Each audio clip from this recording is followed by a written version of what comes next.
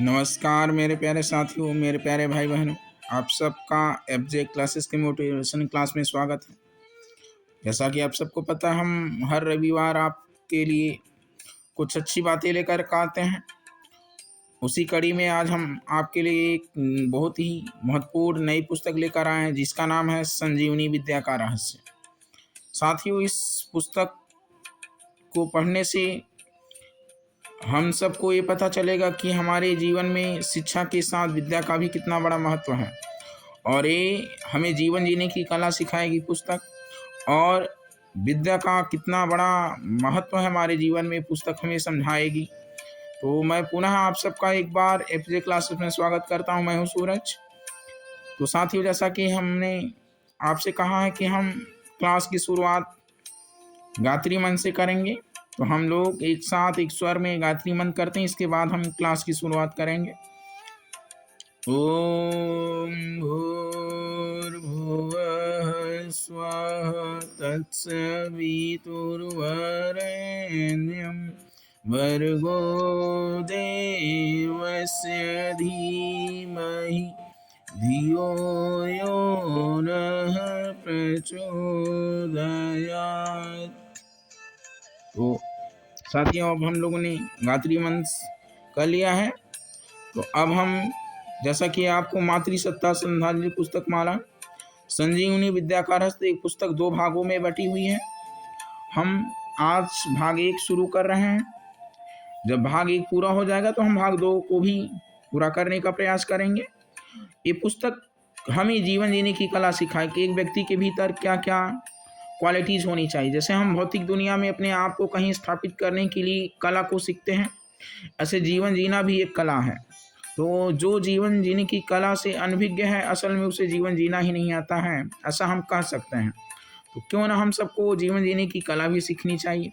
जैसे हर कोई व्यक्ति डॉक्टर बनने के लिए पढ़ाई करता है, प्रैक्टिस करता है, इंजीनियर बनने वाला वो भी मेहनत करता है। हर कोई अपने फील्ड में कला को सीखता है, लेकिन आज ज़्यादातर लोग जीवन जीने की कला से अनभिज्ञ हैं और वो अपनी जीवन में आने वाली चुनौतियों से सामना नहीं कर पाते। तो वो व्यक्ति सामना कर पाए, हमारी ऐसी अभिलाषा, गुरु की अभिलाषा, माँ गायत्री की ऐसी अभिलाषा है, जिससे हम लोग अपने जीवन जीने की कला को भी सीख पाएँ और जिससे जीवन में आने वाली छोटी बड़ी चुनौतियों को भी हम सहने में, उससे लड़ने में हिम्मत वाले हैं। ठीक है ना। जैसा कि पुस्तक का नाम है संजीवनी विद्या का रहस्य भाग 1, आज से हम शुरू कर रहे हैं। देखिए, परम पूज्य गुरुदेव परम वंदनी माता जी हैं।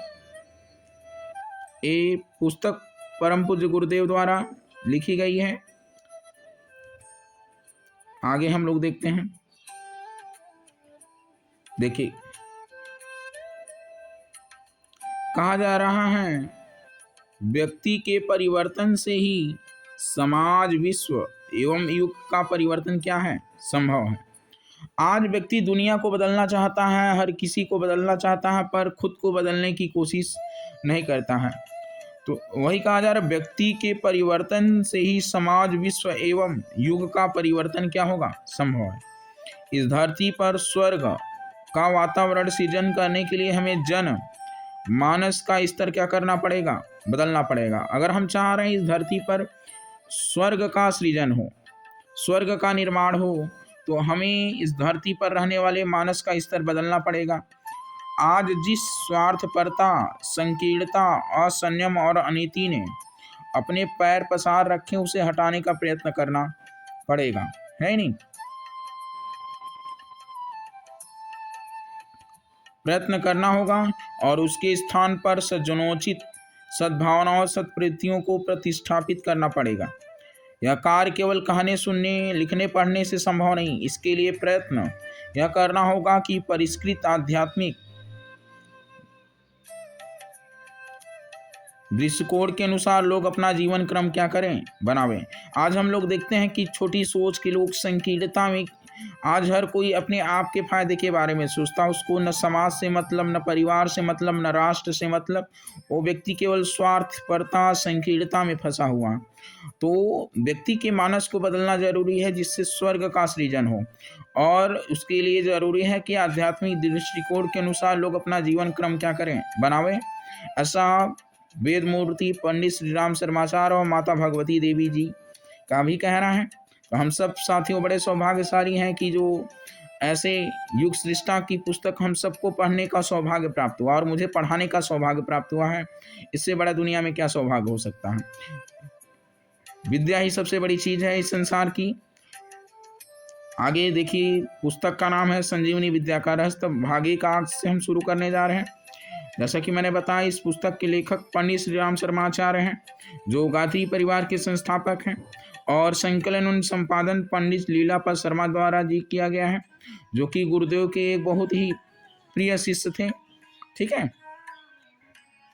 और इस पुस्तक का प्रकाशन युग निर्माण योजना गायत्री तपोभूमि मथुरा द्वारा किया गया है। तो आप सब कभी खाली रहे तो जरूर मथुरा हरिद्वार जाएं, शांति कुंज विजिट करें, जिससे आपको पता चले ये गायत्री परिवार कितना बड़ा विशाल परिवार है, जहां आपको घर जैसा प्यार मिलेगा। घर से भी बढ़कर वहां प्यार और सद्व्यवहार वाले करने वाले लोग मिलेंगे। ठीक है। तो हम देखते हैं दो शब्द क्या कहना है। दो शब्द। तो विश्व सृजेता ने मनुष्य को अन्य प्राणियों की तुलना में कहीं अधिक और सर्वोत्तम विभूतियां प्रदान की। फिर भी इस भूतल का मुकुट मणि मनुष्य अपना सिर क्यों ढूंढता रहता है, जिसे आनंद के सागर में गोते लगाना चाहिए। हम लोग देखते हैं कि विश्व सृजता ने मनुष्य को अन्य प्राणियों की तुलना में कहीं अधिक सर्वोत्तम विभूतियां प्रदान की, फिर भी इस भूतल का मुकुट मणि अपना सिर क्यों ढूंढता रहता। आज हम देखते हैं कि मनुष्य तो इस यानी धरती का तो सबसे बुद्धिमान प्राणी है, लेकिन सबसे ज़्यादा दिन दुखी कष्ट में पड़ा हुआ हमें इंसान यानी मनुष्य ही दिखाई देता है। ऐसा क्यों है। हम लोग इन सभी प्रश्नों का उत्तर जानने का प्रयास करेंगे, ऐसा क्यों है आज मुकुटमणि के साथ। तो जिसे आनंद के सागर में गोते लगाना चाहिए, वह दुख के पर्वत से सिर क्यों फोड़ना चाहता है। आखिर बात क्या है कि समस्त सुविधा संभावनाओं से भरा पूरा मनुष्य दुख दुर्भाग्य के दिन काटने के लिए विवश दिखलाई पड़ता है। ऐसा क्यों हो रहा है। तो देखिए, हम लोग इस पुस्तक में और क्या क्या पढ़ेंगे। और देखिए, इन और ऐसे प्रश्नों के उत्तर समाधान खोजने और देने का प्रयास किया गया है संजीवनी विद्या की रहस्य में, भाग 1 और 2 में। जो उन समाधानों को समझने और अपनाने में जुड़ जाएंगे, उन्हें यह जीवन का एक खेल दिखलाई पड़ेगा, और वे हंसते हंसते ही न केवल अपने जीवन की अवधि पूरी कर लेंगे, वरन सार्थक जीवन जीने का श्रेय भी उन्हें मिलेगा। जो समझने में असमर्थ होंगे, उनकी असमर्थता को दुर्भाग्य ही कहा जा सकता है। वो हम लोग जीवन जीने की कला को सीखने जा रहे हैं। क्या है ऐसी विद्या जो हमें जीवन जीने की कला को सिखाती है। देखिए, हम लोग इसमें पढ़ेंगे पहले संजीवनी विद्या संसार की सर्वोपरि उपलब्धि है। इससे पहले हमने पढ़ा था आत्मबल जीवन की सर्वोपरि संपदा है, और इसमें कहा जा रहा है संजीवनी विद्या संसार की सर्वोपरि उपलब्धि, यानी उपलब्धियों में गिना जाए तो सबसे सर्वोपरि उपलब्धि क्या माना चाहिए, जीवन विद्या। अगर जिसको जीवन विद्या पता चल गया, उसके पास संसार की सबसे बड़ी उपलब्धि मानी जानी चाहिए। और क्या कहा जा रहा है दूसरे वाले में,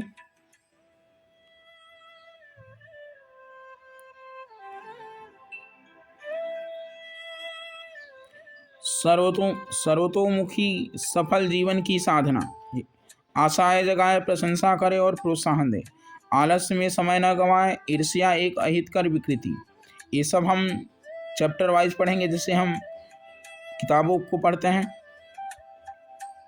आगे कहा जा रहा है ईर्ष्या एक अहितकर विकृति, डरपोक अपना श्वास गंवाता और मनोबल भी, कर्तव्य निष्ठा का अनवरत आनंद। और कहा जा रहा है जीवितों की तरह जीना हो तो संघर्षरत रहे, जीवन लक्ष्य की प्राप्ति दूरदर्शी दृष्टिकोण से, जीवन मुक्ति का साधन आंतरिक कायाकल्प, यानी जो जीवन मुक्ति का साधन माना जाता हो आंतरिक कायाकल्प, बाह्य कायाकल्प से नहीं होने वाला है। और एक लास्ट जो चैप्टर है इस आसुरी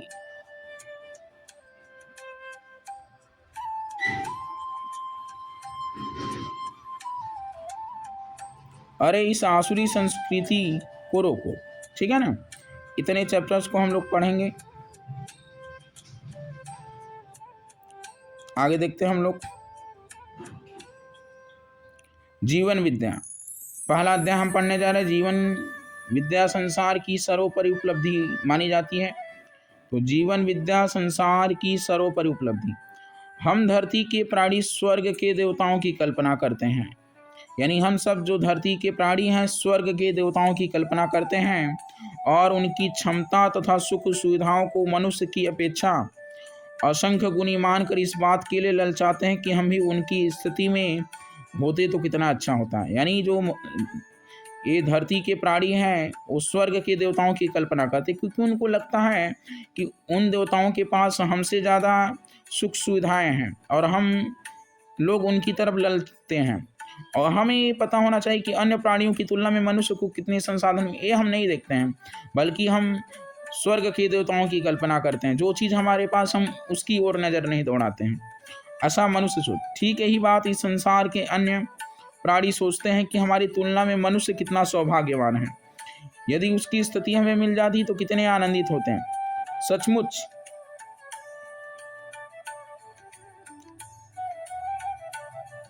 सचमुच बात ऐसी है। अन्य जीव उदर पूर्ति के लिए हर दिन घोर परिश्रम करते हैं। तनिक सी विपन्नता आने पर भूखा रहना पड़ता है। सुविधा के नाम पर शरीर और प्रकृतिगत अन्य जीवित रहने योग्य सुविधाओं के अतिरिक्त तो उनके पास कुछ और भी नहीं है। अन्य प्राणियों के पास मनुष्य को यदि छोड़ दिया जाए, है नहीं, अगर पशुओं जानवरों की बात करें तो उनके पास क्या है? एक शरीर है और प्रकृति जो भी चीज़ें हैं उनके अलावा उनके पास कुछ नहीं, तब भी वो कितने खुश रहते हैं। और मनुष्य को संसार का बुद्धिमान प्राणी माना जाता है और अन्य प्राणियों की तुलना में मनुष्य को बहुत से संसाधन उपलब्ध हैं, विवेक प्राप्त हैं, तब भी वो दुखी, हताश, निराश अन्य प्राणियों की तुलना में ज़्यादा हैं। तो ये क्या कारण है हम लोग समझ लेंगे। और तनिक सी प्रकृति प्रतिकूलताएं उन्हें कुचल मचल कर रख देती है, जबकि मनुष्य प्रकृति की विपन्नताओं को चुनौती देता हुआ उसकी रहस्यमय शक्तियों को क्रमशः करतलगत करता चला जा रहा है। और प्राणी का यह असाधारण सौभाग्य है कि उसे मनुष्य जन्म मिले।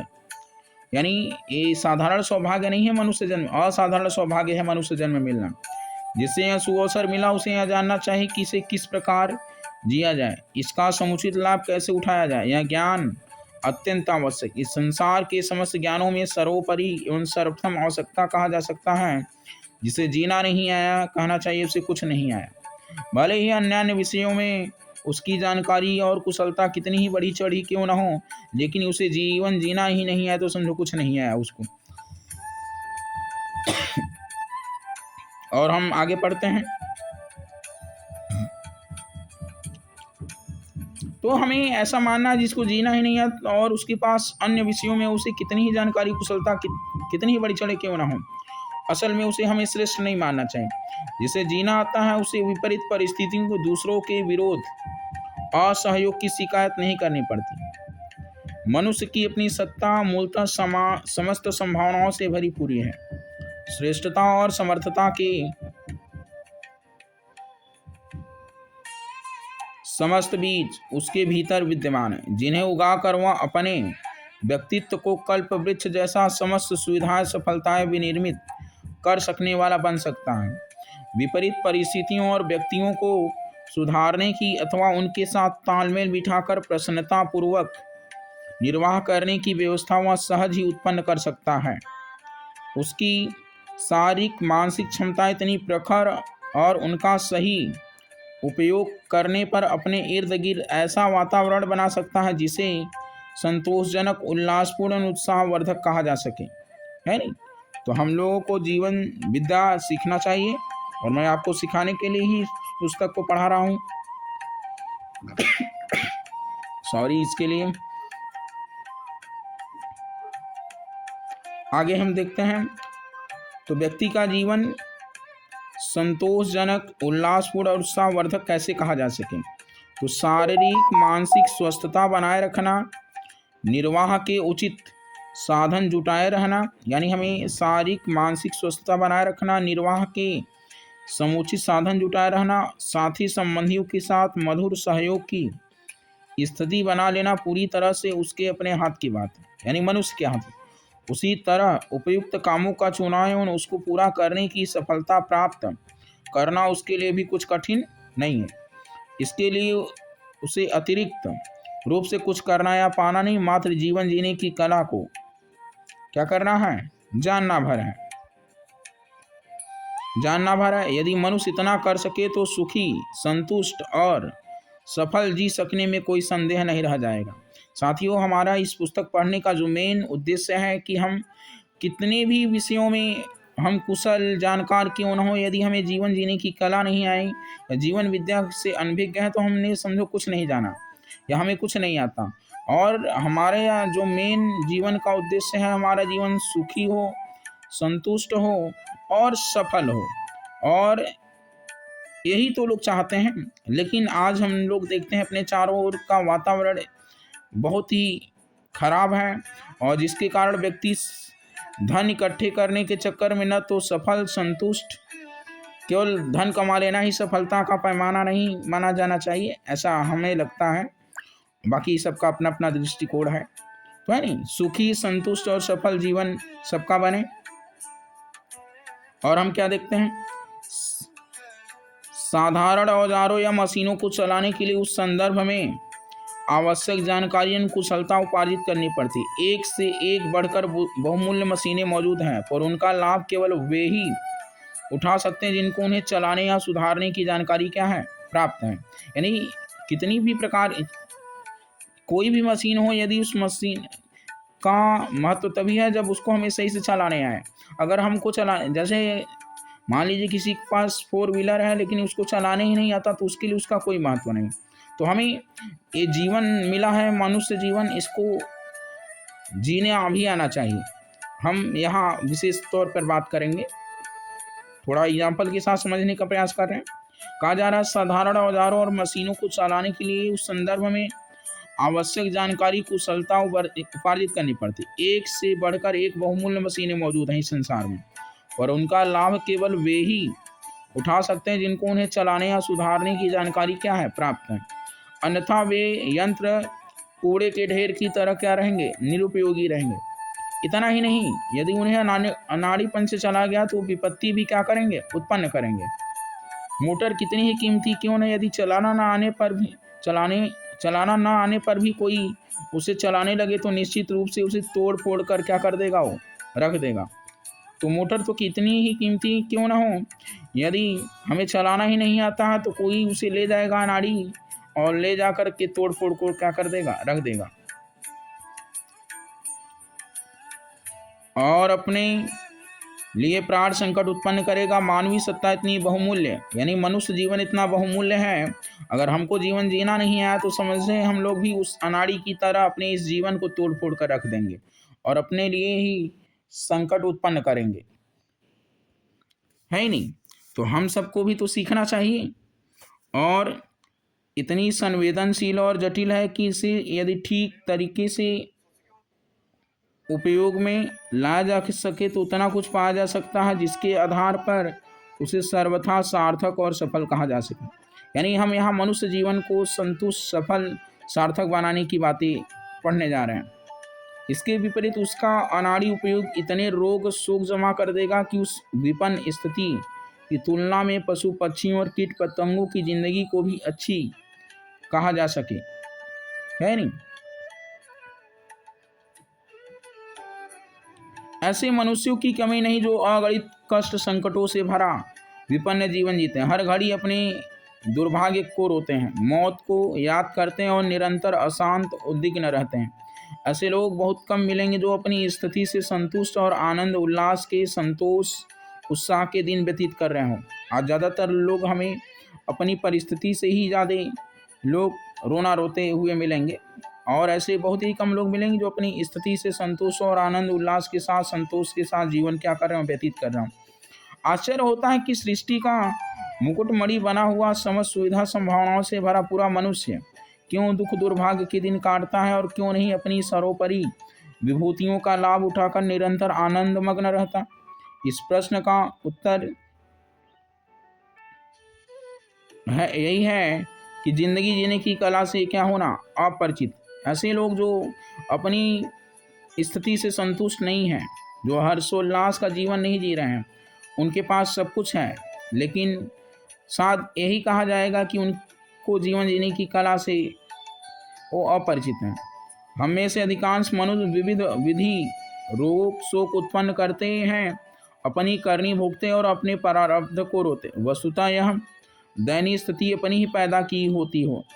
जिन पशु पक्षियों ने मनुष्य की अधीनता स्वीकार नहीं की, उन वन्य जीव जंतुओं में से कोई बीमार नहीं पड़ता। सृष्टि के नियमोनुसार जन्मते मरते तो वे भी हैं, पर बीमारी का दुख नहीं भुगते। केवल मनुष्य ही है जो आए दिन चित्र विचित्र बीमारियों का दुख क्या करता है?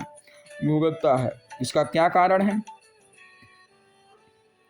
तो इसका कारण स्वास्थ्य रक्षा के नियमों से अपरिचित होना है। यानी हम लोग स्वास्थ्य रक्षा के नियमों से अपरिचित हैं और जानते भी हैं तो उसका पालन नहीं करते या उनकी अवज्ञा करना ही होता है। संयम और व्यवस्था को अपनाने वाले सहज ही निरोग दीर्घ जीवन प्राप्त करते हैं। आहार विहार संबंधी भूलों को समझ और सुधार लाने वाले कठिन पुरानी बीमारियों से बिना किसी खर्चीले उपचार के सहज ही अपना खोया स्वास्थ्य प्राप्त कर लेते हैं।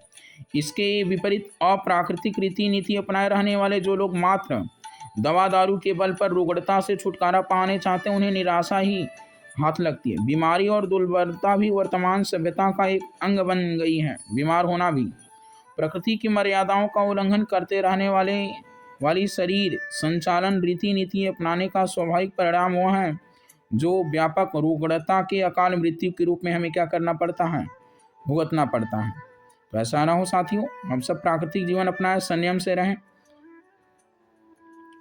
इनमें से अधिकांश दोष अपने अनाड़ीपन का ही होता है, विपरीत परिस्थितियों का बहुत कम होता है। मनुष्यों शरीर का एक अवयव मात्र है, पर उसकी क्षमता ऐसी है जिसे अद्भुत और आश्चर्यजनक कहा जाए। उसी से हम सोचते, निर्णय करते और दिशा ग्रहण करते हैं। स्वभाव और आदतें इसी क्षेत्र की उपज है। किस परिस्थिति से क्या संवेदना अनुभव की जाए, यह निष्कर्ष निकालना इसी यंत्र का क्या है? काम है। असंतोष और संतोष, भय, भीरुता, निर्भयता, शौर्य, साहस, आशंका, निश्चिंतता, दुर्भाग्य, सौभाग्य, निराशा, आशा, खिन्नता, प्रसन्नता जैसी विपरीत मन स्थिति वस्तुतः घटनाक्रम एवं परिस्थिति से उतनी संबद्ध नहीं होती जितनी की सोचने की आदत पर निर्भर रहती। एक जैसी परिस्थिति में रहने वाले दो व्यक्तियों में एक संतुलित रहता है और दूसरा अति खिन्न उद्विग्न दिखाई पड़ता। परीक्षा में अनुत्तीर्ण छात्रों में से एक उसे संयोग या आलस की प्रतिक्रिया मानकर उससे अधिक जागरूकता और श्रमशीलता की प्रेरणा प्राप्त करता और अगले वर्ष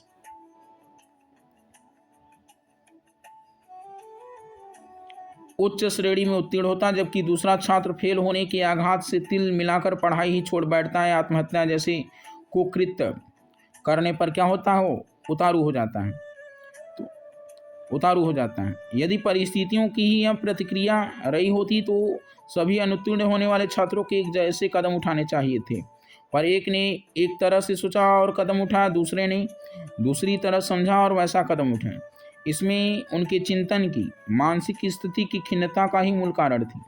एक दुर्जनता के पथ पर चलते हुए पतन के गर्त में गिरता, दूसरा सज्जनता की नीति अपनाकर क्रमशः प्रगति के उच्च शिखर पर चढ़ता जाता है और उसमें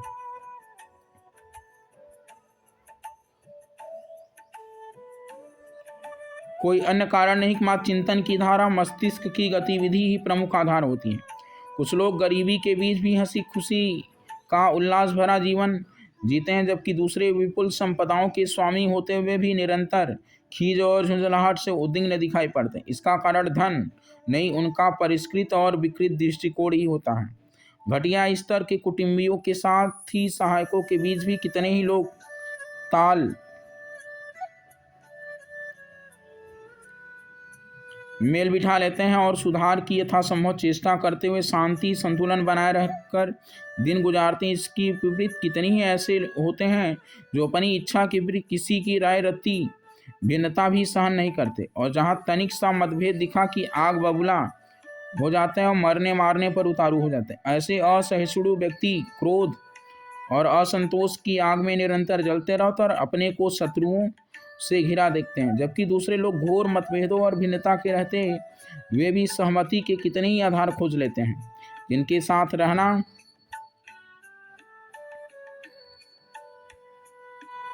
ही है उनके साथ काम चलाओ समन्वय स्थापित कर लेते हैं। सोचने की उत्कृष्टता का नाम ही स्वर्ग है। हंसते मुस्कुराते हुए सुख चैन की जिंदगी केवल वही जी सकते हैं जिन्हें अपना चिंतन यानी सोचने विचारने का तरीका दृष्टिकोण सही बना लिया। विकृत मन स्थिति का ही दूसरा नाम नरक है, यानी हमारी जो मन स्थिति अगर विकृत है तो हमने अपने जीवन को नरक बना लिया। परिस्थितियां भली बुरी कैसी भी क्यों न, ऐसे लोग स्वयं रोष आवेश में जल रहे होंगे और अपने संबंधियों को भी क्या कर रहे होंगे, जला रहे होंगे, जिसे मस्तिष्क की क्षमता को समझने और उसके सदुपयोग की कला आती हुआ देवोपम स्वर्गीय जीवन जी रहा होगा। विपरीतताओं के लिए घोर संघर्ष करने में भी उसकी आंतरिक शालीनता यथास्थान बनी रहेगी।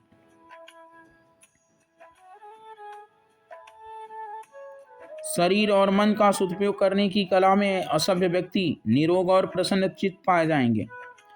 उनका व्यक्तित्व भारी भरकम और प्रतिभा संपन्न दिखाई देगा। देह का परिपूर्ण सुंदर होना उतना आवश्यक नहीं जितना संयम द्वारा उत्पन्न हुई स्फूर्ति। मन को प्रसन्न करने के लिए सुविधा साधनों का बाहुल्य उतना अभीष्ट नहीं जितना दृष्टिकोण का परिष्कृत ईश्वर जरूरी है। परिस्थितियां अपने हाथ में नहीं, जो चाहते हैं वही उपलब्ध हो जाए यह आवश्यक भी नहीं है, पर यह पूरी तरह अपने हाथ की बात है कि अपने शरीर और मन की गतिविधियों का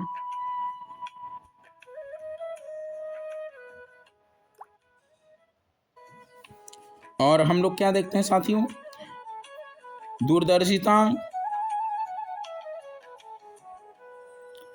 पूर्ण आधार पर निर्माण निर्धारण करें और प्रतिकूलताओं के बीच अनुकूलता को उगा सकने में सफलता प्राप्त करें।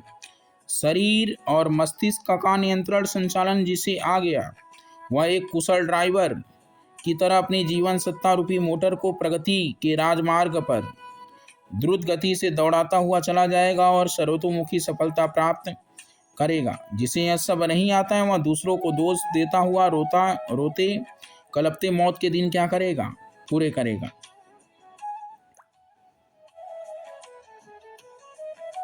अर्थ कष्ट से अधिकांश लोग दुखी पाए जाते हैं, यानी पैसे की समस्या। वे अकस्मात अप्रत्याशित धन लाभ होने की आशा लगाए बैठे रहते हैं, कहीं से हमारी लॉटरी लग जाए। यह भूल जाते हैं कि योग्यता और सहनशीलता की वृद्धि करके ही अधिक धन कमाया जा सकता है, और इस ओर से उदासीन रहकर ही सही स्वाभाविक अर्थोपार्जन नहीं हो सकता।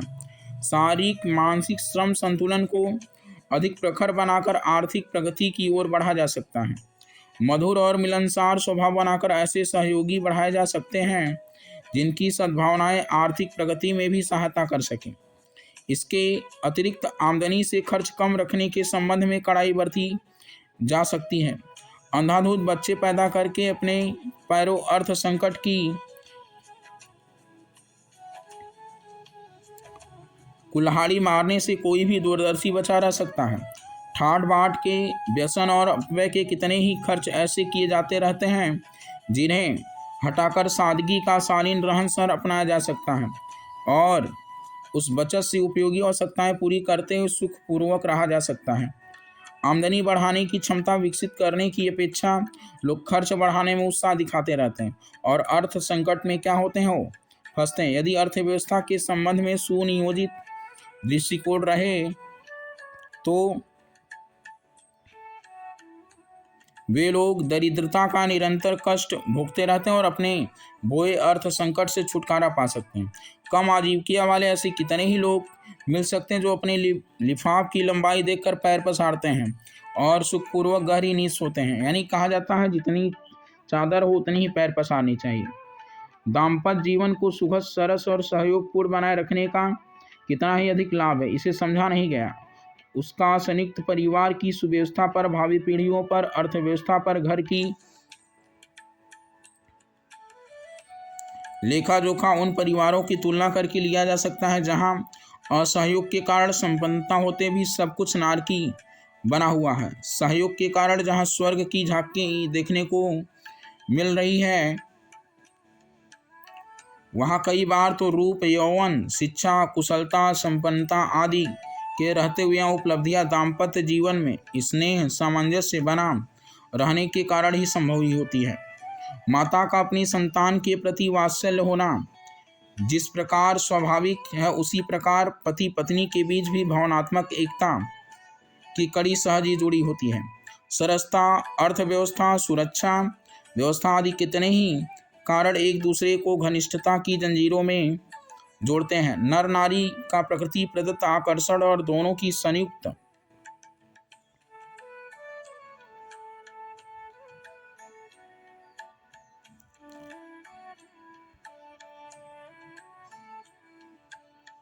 उपार्जित संतान इस कड़ी को और भी मजबूत बनाती। इतनी सहज स्वाभाविकता के रहते तनिक सी सावधानी और उदारता और मृदुलता बरतने पर दोनों एक दूसरे के गुलाम बनकर रह सकते हैं, एक दूसरे को सुखी और सुविकसित बनाने में भारी योगदान दे सकते हैं।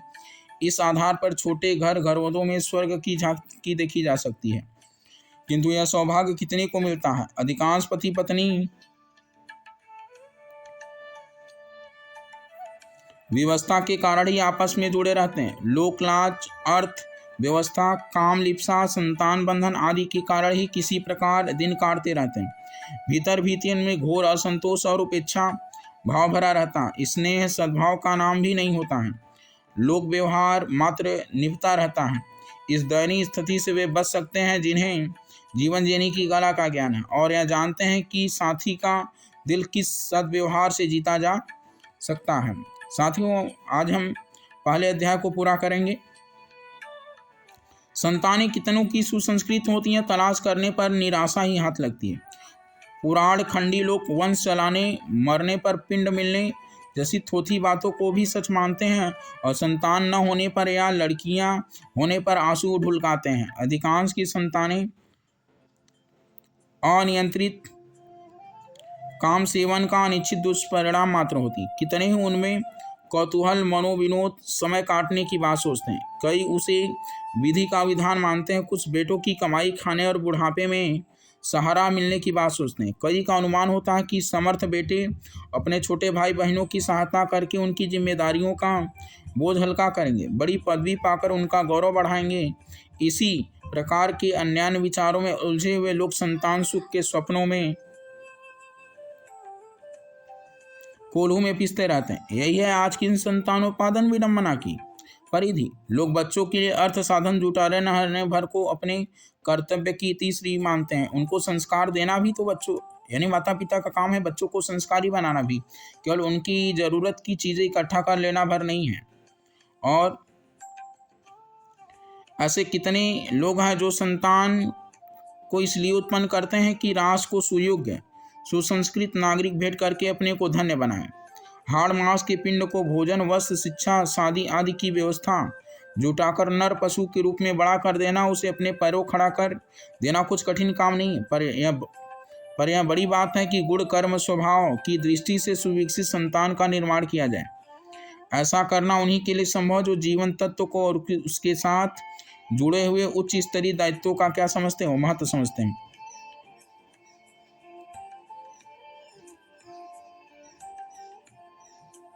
संतान का विकास वैसा ही जैसा किसी कुशल माली द्वारा छोटे पौधे का सुरम्य उद्यान के रूप में विकसित करना। इसके लिए अनवरत साधना करनी पड़ती और बच्चों के व्यक्तित्व को सुसंस्कृत बनाने पर हर घड़ी ध्यान रखना पड़ता। उन्हें उपयुक्त मार्गदर्शन ही नहीं, परिष्कृत वातावरण भी देना पड़ता। यह सब कुछ बहुत झंझट भरा काम है। इसमें बच्चों का ही नहीं, अपना निर्माण भी एक अच्छे सांचे के रूप में करना पड़ता है। क्योंकि अगर हमारा खुद का निर्माण है तो बच्चों का हम निर्माण कैसे कर पाएंगे।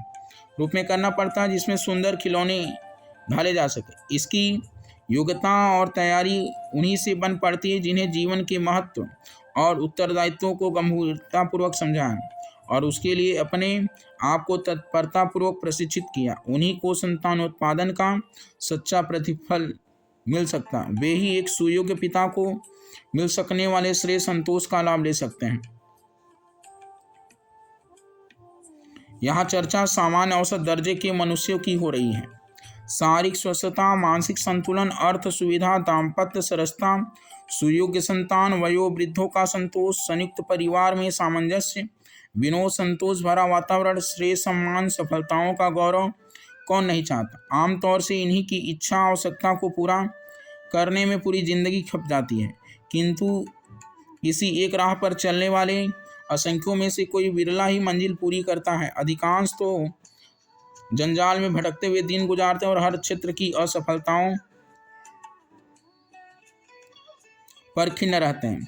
संतुष्ट और असफल जीवन जीते मौत के मुंह में चले जाते हैं। असफलताओं का दोष परिस्थितियों पर, व्यक्तियों पर थोपने से अपने को निर्दोष समझने की सांत्वना तो मिल जाती है, पर उस आत्म प्रवंचना से भी कुछ बनता नहीं। थोड़ा सा जी हल्का करने पर भी दूसरों पर दोष मढ़ने से भी स्थिति जहाँ की तहाँ बनी रहती, उसमें कुछ अंतर नहीं आता है। धर्म, अध्यात्म, परलोक इससे आगे का विषय है। अंतः क्षेत्र में प्रसुप्त पड़ी हुई रहस्यमय क्षमताओं का विकास करने से मनुष्य अतीन्द्रिय क्षमताएं प्राप्त करता और अति मानव स्तर पर जा पहुँचता है, जहाँ उसे महामानव, ऋषि अथवा देवता कहा जाने लगता है। वह अपने समय के समाज को मोड़ता है और युग का नेतृत्व करता है और उलझी हुई गुत्थियों को सुलझाता। आत्मबल, मनोबल का अपना महत्व है। मनस्वी क्या नहीं कर गुजरते, ओजस्वी लोगों के लिए क्या कुछ कठिन होता। आत्मबल चेतन जगत का सबसे बड़ा बल है। उसे प्राप्त करके मनुष्य इतना बलवान हो जाता है कि जिसकी तुलना में कोई बलिष्ठ से बलिष्ठ सत्ता ठहर नहीं सकती। इन उपलब्धियों को उपार्जित करने के लिए भी जीवन साधना ही करनी पड़ती है। और साथियों, मैं बहुत सौभाग्यवान कि मैं इस पद पर चल चुका हूँ, और जो कि मैं आत्मबल को प्राप्त करने के लिए हर रोज़ साधना भी करता हूँ, उपासना भी करता हूँ, और भगवान ने मुझे आराधना के पद पर भी चलाने का प्रेरणा दे रहे हैं। तो हम चाहते हैं कि आप सब भी ऐसे ही सौभाग्यशाली लोगों में शामिल हों। लोगों का यह भ्रम नितांत मिथ्या है कि अमुक कर्मकांडों की विधि विधानों से जादुई जप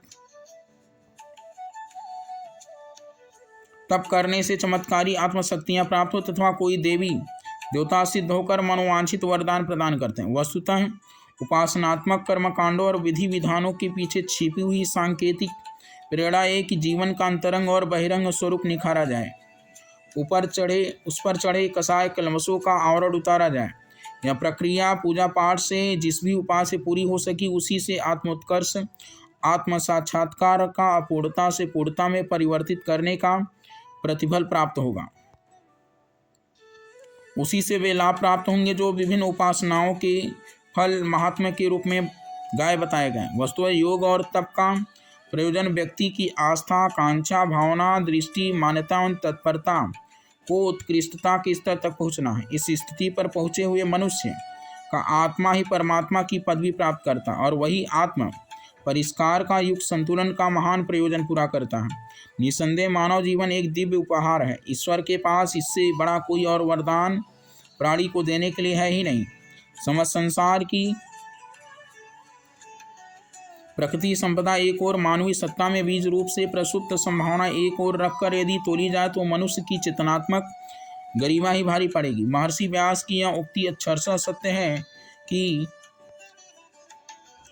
मनुष्य से बढ़कर इस संसार में और कुछ श्रेष्ठ नहीं है। पर यह भी स्मरण रखना चाहिए कि श्रेष्ठता जीवन विद्या के आधार पर ही जीवित, जागृत है और प्रखर हो सकती। इस संजीवनी विद्या का सीखना और सिखाया जाना इतना महत्वपूर्ण है कि इससे बढ़कर और कोई श्रेय साधन हो ही नहीं सकता।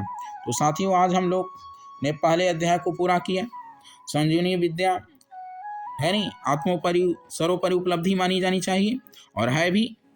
तो आप सबको ये पुस्तक अच्छी लगी हो तो ज़रूर कमेंट करिएगा, लाइक करिएगा और दूसरों को भी शेयर करिए, जिससे अन्य लोगों का भी जो जीवन संकट में है, दुख, कष्ट, कठिनाई में और परिस्थितियों को समझ नहीं पा रहे हों, जिससे वो समझने में अपने आप को उस लायक बना लें।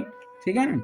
तो अगर ये पुस्तक आपको अच्छी लगी तो ज़रूर लाइक करिएगा, शेयर करिएगा, और इसी तरह से आप सब आशीर्वाद और प्यार बनाए रखें। धन्यवाद। मैं आप सबका पुनः एक बार तहे दिल से शुक्रिया और अभिवादन करता हूँ। ऐसे ही प्यार और आशीर्वाद बनाए रखें। धन्यवाद।